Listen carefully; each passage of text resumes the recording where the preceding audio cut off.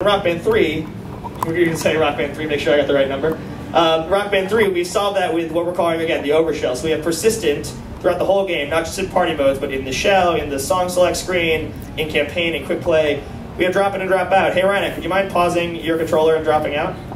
Or, yeah, the drums can do it too, that's fine. Someone drop out, check it out. No one's dropping out, no one's listening to me on stage. There we go, goodbye drums. Now the drums are gone. We can do that when we're in the music library. If we wanted to play, say, solo keyboards, I can do that right now, which is what we're doing. Now the drums are back. And the other thing there is we can actually customize things like lefty flip or no fail mode while we're going through the game without sort of grinding to a halt, which is pretty awesome.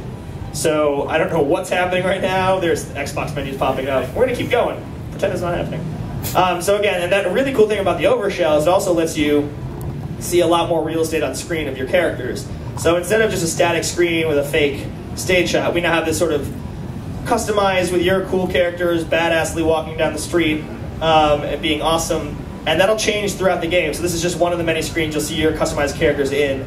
And it's nice to see them out from behind the jail of the giant scrolling tracks that they're trapped behind. So when you customize your character in our new character customizer, which is awesome, built from the ground up again, looking great, you can then see them strut down the street in slow motion, like an awesome music video. They also will star in little vignettes that go through the narrative of the game. So there'll be little movies that pop up starring the guys that you created, fighting in the van or getting stuck in the desert. And then this will actually change as they level up over time to sort of being an amazing experience of them like in the middle of nowhere on some train tracks with some cool stuff in the background. So again, the overshell is pretty rad. We're really excited about it. It's really hard to do it across the whole game. We worked really hard to get it done. Hope you like it as well. And then from there, we should go into the song select screen. Let's do that. Yeah. So with 2,000 songs, that's a lot of content to manage, and in previous games you just had to sort of scroll through and know how to navigate a complex set of buttons. In our music library now, we have a filtering system. So it's not just a sorting system, it actually lets you kind of like temporarily remove songs from the list that you're scrolling through to get stuff that you want. So we're going to say only the Rock Band 3 songs, or you can turn that off and put something else on if you want. We only want short songs, let's say. We don't want to play songs that are over a couple minutes. Never-ending epic songs are out, only short songs. And we want to say short songs from the 80s, let's say. I have a lot of 80s fans who are hanging out with me. And as we filter that out, we back out to the main menu, and we're now viewing one song that's in Rock Band 3 that's short from the 80s on this build, and that's I Love Rock and Roll by Joan Jett.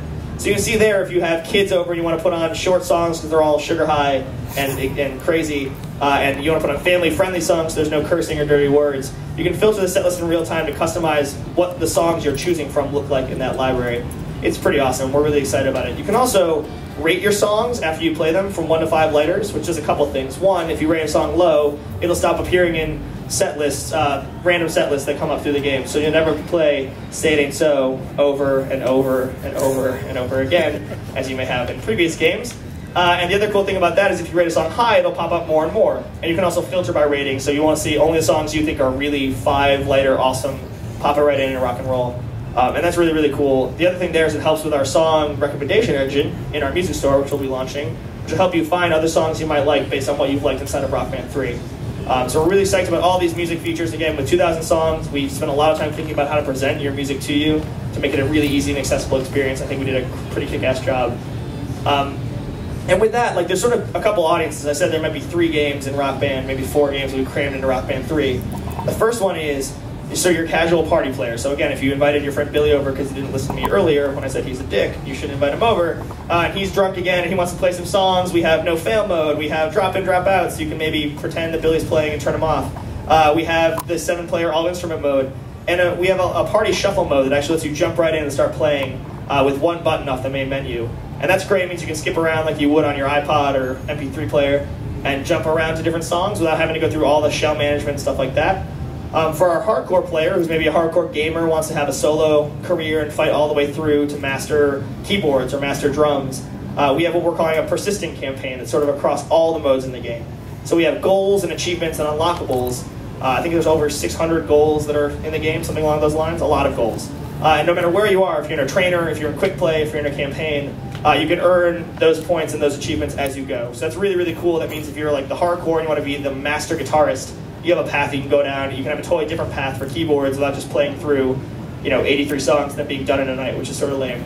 And then in between, for our like Rock Band faithful, who maybe are rhythm gamers, but they want to play with their friends, but they're not just having parties, they actually want to play through the game, we have what we're calling road challenges, which is our sort of new campaign that's conquerable in one night. So instead of being a never-ending persistent band tour, you play in one night, you have like a 2 to 4 hour East Coast tour or punk club tour, and you can sort of like Mario Party style get together and play a game, and then you win and you beat Rock Band, and then you're done. And then that night you've beaten Rock Band. You can come over and play a different tour the next night, or you can just play quick play or whatever it is. So we sort of try to bridge the gap between those multiple audiences, because Rock Band 3 really is sort of everything for everybody, between the new art, all the music, all the new modes, the new instruments, which we'll show you in a second. It's a lot of crazy shit. So get excited about that. And then from there, we should really talk quickly about, well, there's the social networking stuff. So we have set lists inside of Rock Band 3. And set lists are something you might be like, well, we had set lists in Rock Band 1 and 2. Yes, we did. But now you can share your set list with your friends and save your set list to your console. So if you want to have the ultimate metal set list that you play when you want to really get your metal on, you can make it once and save it and play it there, or you can challenge your friends to beat your score on it and send it to them over Facebook or Twitter or via rockband.com. You can also make set lists on rockband.com and send them to your console. So that's a pretty awesome feature to be able to sit at work when you're doing a really bad TPS report and instead spend your time making a cool punk rock set list and kick ass. So there's a lot of stuff in Rock Band 3. It's not just the guitar and the keyboard and some new music. It's actually a pretty crazy, deep experience. But speaking of the guitar and the keyboards, we should talk about Pro mode. So Rock Band Pro is the big deal, right? It's like the big thing. It sort of fulfills Harmonix's vision of really giving non-musicians the experience of playing a real instrument, or the joy of playing music. And we're taking it to the next level by basically giving them the actual real instrument, having them rock out. So I'm going to play keyboards for you now. You may, close enough. You may have seen the 5-lane keys I was playing earlier. 5-lane keys is just C to G. I'm going to hold up our keyboard controller now. This is the Mad Catz keyboard. It is awesome. It's a 2-octave keyboard. It's a functioning MIDI controller. There's a MIDI out jack on the end right there, so if you want to use it to control MIDI devices, you can do that. And it has stripes across the top of different colors, so you'll have to see when I'm playing, it'll tell me what region my hand's supposed to be in. But it's really important to note that in addition to pro gameplay, which is our sort of like next level of gameplay, we also have buttons right here, the sort of 5 keys that you start with, to play any keyboard in the sort of 5-lane gameplay you're used to for Rock Band, right? So you can play any guitar, bass, or keys part with 5-lane right there. Is everyone signed out? They are. Sweet. So you'll see right now I can pick keys, pro keys, guitar, or bass, and play them right now with this controller. I can also use the Mad Catz MIDI Pro adapter, which they're going to be selling as like a little breakout box, to turn any existing keyboard I have that has MIDI out into a gameplay controller right away. So you don't have to buy a new keyboard if you have a keyboard in your house for demoing or GarageBand or whatever else. It has a MIDI out jack. You're ready to rock right out of the box with the Rock Band 3 disc and that Mad Catz adapter. But I'm going to show you pro keys. Again, I can pick guitar or bass, which is nice. So if I want to play my DLC songs that don't have keys in them, or other songs that just don't have keys, I don't have to switch my controller. I can just jump right in and play the 5-lane simple buttons.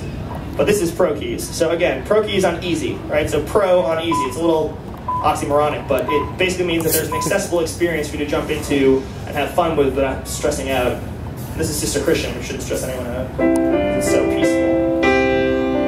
So again, there's fewer notes, it's a reduction, but all the gameplay in pro mode is pitch accurate. So these are the right notes. There's G, F. If I was playing this on a keyboard, it would be in the key and the right chord. Oh shit. Sister Christian, this is pretty rad. And we have great tutorials to get you used to playing the keyboard as well. So that's pretty awesome.